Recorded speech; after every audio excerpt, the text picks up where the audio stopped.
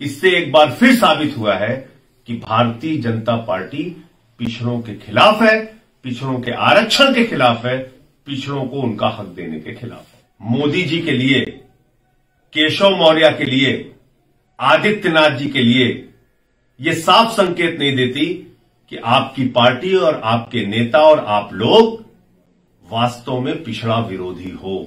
और जो अधिकारी इसके लिए जिम्मेदार हैं, सरकार में बैठे हुए जो लोग इसके लिए जिम्मेदार हैं, उनके खिलाफ कार्रवाई होनी चाहिए, क्योंकि ये मैं साफ तौर पे कह रहा हूं, जानबूझकर किया गया कार्य है। भारतीय जनता पार्टी की पिछड़ा विरोधी मानसिकता को यह दर्शाता है।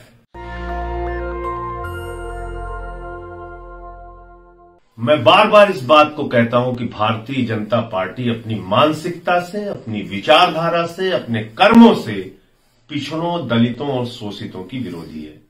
और आज जो हाईकोर्ट का फैसला नगर निकाय के चुनाव के संबंध में आया है, इससे एक बार फिर साबित हुआ है कि भारतीय जनता पार्टी पिछड़ों के खिलाफ है, पिछड़ों के आरक्षण के खिलाफ है, पिछड़ों को उनका हक देने के खिलाफ है। अब इस नगर निकाय के चुनाव में संवैधानिक प्रक्रियाओं का पालन करके, आयोग बनाकर, सर्वे कराकर आरक्षण लागू करना था, लेकिन जानबूझकर आदित्यनाथ जी की सरकार ने, भारतीय जनता पार्टी की सरकार ने ऐसा गड़बड़ आरक्षण किया कि हाई कोर्ट ने इनके नोटिफिकेशन को रद्द कर दिया। हाई कोर्ट ने इनके आरक्षण को रद्द कर दिया और यह कह दिया कि आप अगर प्रक्रियाओं का पालन करते हैं तो आरक्षण में ओबीसी को उनका हक मिलेगा, अगर आपने बगैर प्रक्रिया का पालन किए आरक्षण की व्यवस्था लागू की तो बिना आरक्षण के आप चुनाव करा दो।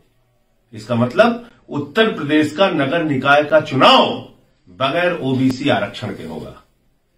क्या ये बात भारतीय जनता पार्टी के लिए, मोदी जी के लिए, केशव मौर्य के लिए, आदित्यनाथ जी के लिए यह साफ संकेत नहीं देती कि आपकी पार्टी और आपके नेता और आप लोग वास्तव में पिछड़ा विरोधी हो?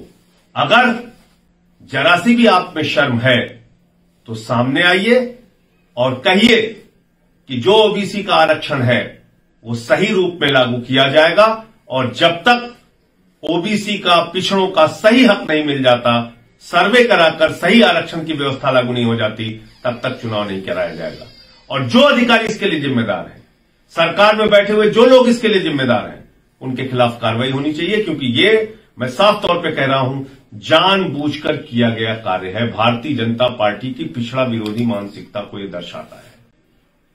अगर बगैर ओबीसी आरक्षण के चुनाव में जाने की कोशिश भारतीय जनता पार्टी ने की तो आम आदमी पार्टी सड़कों पर इसका पुरजोर विरोध करेगी। हम इसके खिलाफ सड़कों पर आंदोलन करेंगे। जनवादी, जैसा कि आप सभी को मालूम होना चाहिए कि नगर निकाय चुनाव को लेकर के पीआईएल हुई थी हाई कोर्ट इलाहाबाद की खंडपीठ लखनऊ में।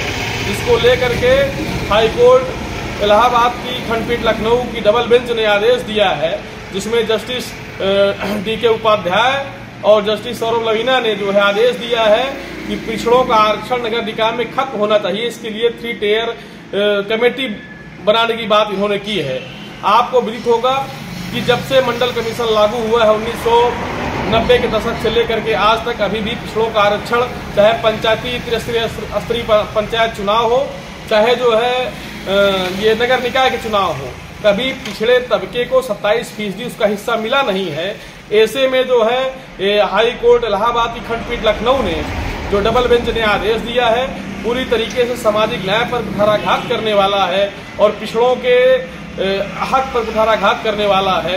विदित हो कि भारत में बहुसंख्यक आबादी है पिछड़ों की, जो कि 65% से अधिक है, और इनके हक और हुकूक पर लगातार कुठाराघात करने का काम किया जा रहा है। एक तरफ मोदी सरकार कहती है कि हम जो है पिछड़ों के साथ न्याय करने का काम कर रहे हैं, हम पिछड़ा वर्ग आयोग को वैधानिक दर्जा देने का काम कर रहे हैं, दूसरी ओर पिछड़ा वर्ग के हितों को पर लगातार कुठाराघात करने का काम ये सरकार और न्यायपालिका के द्वारा किया जा रहा है।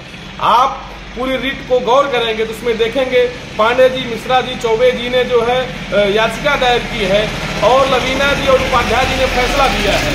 पूरी तरीके से ये पिछड़ों के हक और हुकूक पर कुठाराघात करने वाला है, उनके प्रतिनिधित्व को समाप्त करने वाला है।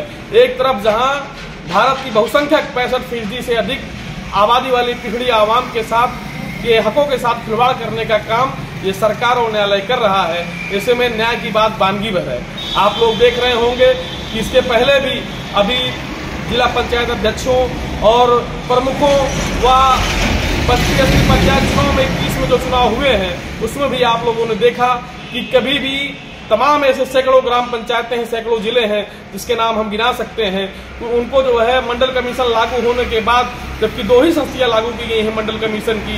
एक तरफ जहां ये बहस शुरू हुई है कि जाति आधारित जनगणना होनी चाहिए, पीढ़ों की भागीदारी, आबादी की सापेक्ष भागीदारी मिलनी चाहिए।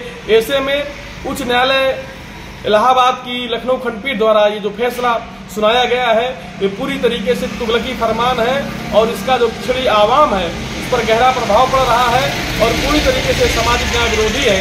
इसको लेकर के हम लोग सड़क से लेकर के सर्वोच्च न्यायालय तक लड़ाई लड़ने का काम करेंगे।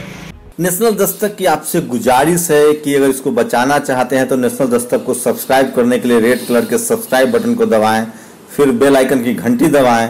नेशनल दस्तक को बचाने के लिए बहुत जरूरी है कि हर खबर को शेयर करें, लाइक करें, कमेंट जरूर करें।